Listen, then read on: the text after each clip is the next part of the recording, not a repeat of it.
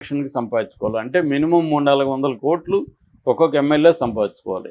So అతనికే సరిపోక ఏడుస్తుంటే మిగతా వాళ్ళు మాకు వాటాలు ఏంటని వీళ్ళు వస్తున్నారు. సో ఇది కంట్రోల్ చేయలేక తల్ల బొప్ప కొడుతుంది చంద్రబాబు ప్రభుత్వానికి.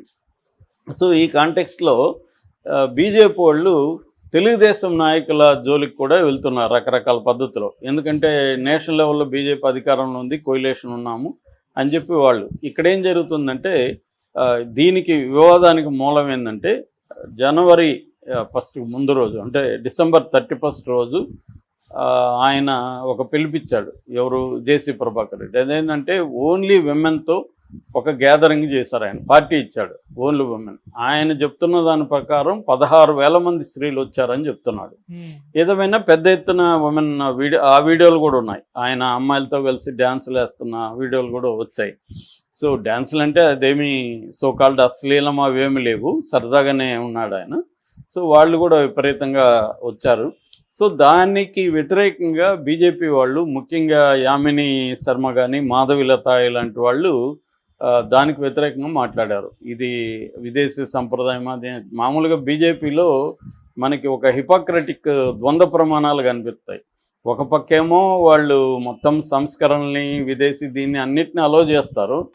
ఒక పక్కేమో వీడియోలు మనకి ఫోన్ తీసుకుంటే మనం ఓపెన్ చేయకపోయినా వీడియోలు కనబడుతుంటాయి. రెండో వైపు ఏమో సినిమాలో అశ్లీలత, ఇక్కడేంది ఫిబ్రవరి 14కి కలవకూడదు, అమ్మాయి అబ్బాయి కలవకూడదు, అమ్మాయిలు డ్యాన్సులు వేయకూడదు, అమ్మాయిలకి పబ్బులకి వెళ్ళకూడదు, ఇట్లాంటి పిచ్చి మాటలు మాట్లాడుతుంటారు.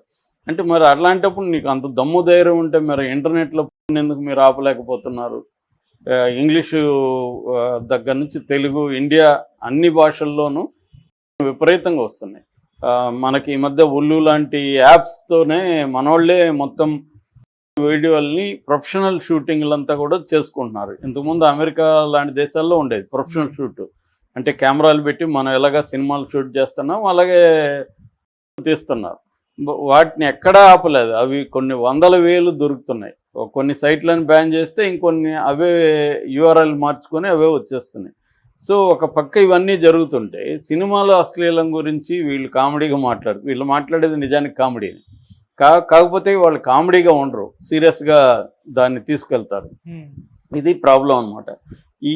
దీనికి ఆయనకు కోపం వచ్చింది. సరే కోపం వచ్చింది, వాళ్ళని బండబూతులు తిట్టాడు. మీకేంటి నొప్పి, నేను మహిళలతో పెడితే ఏంటి, మహిళలు ఎంజాయ్ చేయాల్సిన అవసరం లేదా, మగవాళ్ళు ఎంజాయ్ చేయాలనేది చేశారు. దాంట్లో ఏమి డ్రగ్స్ ఇంకోటో ఇల్లీగల్ యాక్టివిటీ ఉంటే ప్రశ్నించవచ్చు. నిజానికి అమ్మాయిలు ఒక 1000 మందో 2000 మందో ఒక చోట గుమ్ముకూడితే వీళ్ళకేంటి నొప్పి? నిజంగానే ఆయన అడిగినట్టుగా ప్రాబ్లం ఏంటి? ఏదన్నా దాంట్లో డ్రగ్స్ వాడుతున్నారనో ఇంకోటో అయితే ఇబ్బంది. మందంటే కామన్. తెలంగాణలో మొన్న కూడా 900 కోట్లు ఒకే రోజు తాగేశారు. అందులో సగం మందికి పైన మహిళలు ఉన్నారు. అది తెలంగాణ కల్చర్, తప్పేం లేదు కదా. దానివల్ల వాళ్ళ ఆరోగ్యాలకి ఇంకో దానికి ఇబ్బంది అవ్వచ్చు, కానీ మోరల్ యాంగిల్లో దాన్ని ఎలా నువ్వు తప్పు పడతావు? మగవాడిదైతే తప్పు లేదే, అమ్మాయిదైతే ఎందుకు తప్పు అవుతుంది? మోరల్ యాంగిల్లో మనం జడ్జి చేయలేం. వాళ్ళకి ఇంకా ఆరోగ్యపరంగానో ఇంకోటి ఏమైనా ఇబ్బందులు ఉండి వాళ్ళ వల్ల సమాజానికి ఏమైనా ఇబ్బందులు ఉంటే దాన్ని మాట్లాడచ్చు తప్ప మోరల్ యాంగిల్లో వాళ్ళు వీళ్ళు మోరల్ యాంగిల్లో మాట్లాడుతుంటారు. హిందూ సంస్కృతి అది ఇదని కథలు మాట్లాడుతుంటారు. హిందూ సంస్కృతికి దానికి సంబంధం లేదు. వీళ్ళు మళ్ళీ అన్ని హిందూ సంస్కృతి వ్యతిరేకమైన అన్నీ చేస్తూనే ఉంటారు. సో ఇదేంటంటే దేన్నైనా కూడా పొలిటికల్గా వాడుకోవడానికి చేసే వ్యవహారాలు తప్ప ఇంకేం లేదు. మతాన్ని కానీ హిందూ సంస్కృతిని కానీ బీజేపీ కానీ దాని వింగ్స్ కానీ రాజకీయంగా వాడుకోవడానికి దీన్ని చేస్తున్నారు తప్ప నిజంగా వాళ్ళకి హిందూ సంస్కృతి మీద దీని మీద ప్రేమ ఏమీ లేదు. వాళ్ళకి అవసరమైతే దేనైనా వాడుకోవడానికి వాళ్ళు రెడీగా ఉంటారు. ఇవాళ ఏ పార్టీకి కూడా ఐడియాలజీ లేదు. సో దాంతో ఈయన సీరియస్గా ఈయనకి ఏంటంటే మనకి జేసీ ప్రభాకర్ రెడ్డిలో ఉండే ఒక క్వాలిటీ ఏంటంటే ఆయనకి ఎటువంటి దాని ఏమంటారు సెన్సారింగ్ అనేది ఉండదు, సెల్ఫ్ సెన్సారింగ్ ఉండదు. నోటికి ఏది వస్తుందో మాట్లాడతాడు, బూతులు వస్తే బూతులు మాట్లాడతాడు, దాన్నే మళ్ళీ ఆ వీడియోని ఎడిటింగ్ కూడా చేయడు, అలాగే వదిలేస్తాడు ఆయన. అంటే కాన్సిక్వెన్సెస్కి రెడీ ఆయన. సో అలాగా ఆయన బూతులు తిట్టారు. దాంతో వాళ్ళకి కోపం వచ్చి ఈయన బస్సులు తగలబెట్టారు అక్కడ. దాంతో ఈయన ఇంకా రెచ్చిపోయి జగనే మేలురా నా కొడుకులారా, మీరు జగనే బెటర్, జగన్ నా బస్సులు నిలబెట్టాడు, కానీ నిలబెట్టడం అంటే ఆపేస్తాడని రాయలసీమ భాషలో.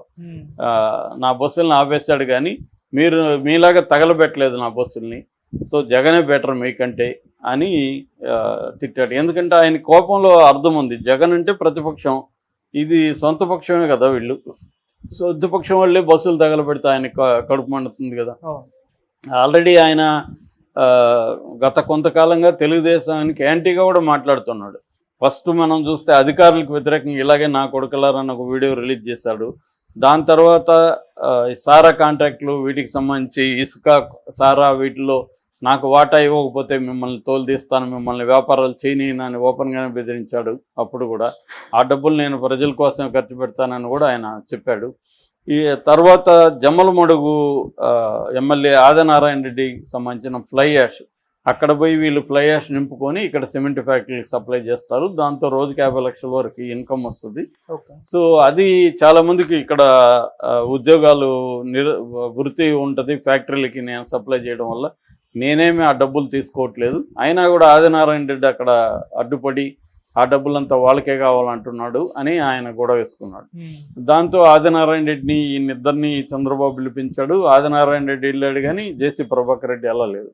సో ఇంకా చంద్రబాబు కూడా ఏం చేయలేక సైలెంట్ అయిపోయాడు. ఎందుకంటే ఇప్పుడు జేసీ ప్రభాకర్ రెడ్డి చర్య తీసుకుంటే అక్కడ ఇబ్బందులు వస్తాయి, అందుకని చంద్రబాబు కూడా సైలెంట్ అయిపోయాడు. ఇది చంద్రబాబు అయినా జగన్ అయినా ఇదేంటంటే కొంతమంది లోకల్గా చాలా స్ట్రాంగ్గా ఉంటారు, వాళ్ళ మీద చర్యలు తీసుకుంటే నీకు ఆ ఏరియా పోతుంది. ఇప్పుడు అఖిలప్రియ ఫర్ ఎగ్జాంపుల్, అఖిలప్రియ సుబ్బారెడ్డి ఎలా కొట్టుకున్నారో మనం చూసాం, కానీ చంద్రబాబు మళ్ళీ అఖిలప్రియకి ఇచ్చాడు కదా. అఖిలప్రియ మీద త్రిసభ్య కమిటీ చేశాడు, వాళ్ళు కూడా ఆమె మీద నెగిటివ్గానే ఇచ్చారు. అయినా ఆయన ఎందుకు ఇచ్చాడు, ఆమె తప్ప అక్కడ ఎవరు గెలిచేవాళ్ళు లేరు కాబట్టి ఆయన ఇచ్చాడు. ఆయన అభిప్రాయం కరెక్టే, గెలిచింది అలా. అట్లాగే వీళ్ళని కాదని అక్కడ రాజకీయాలు చేసే పరిస్థితి తాడిపత్రి ఏరియాలో లేదు, జేసీ బ్రదర్స్ కాదని. కాబట్టి నచ్చినా నచ్చపోయినా ఎదిరించినా ఏం చేసినా చంద్రబాబు వాళ్ళ మీద చర్య తీసుకునేది పరిస్థితి లేదు. ఆగ్రహం వ్యక్తం చేయొచ్చు, అంతకంటే ఏం చేయలేరు. అది వాళ్ళకు కూడా తెలుసు కాబట్టి వాళ్ళు కేర్ చేయట్లేదు. సో ఈ విషయంలో మాత్రం జేసీ ప్రభాకర్ రెడ్డి కోపంలో అర్థమవుతోంది. ఆయన భాష పక్కన పెడితే ఆయన ఏదో వాళ్ళని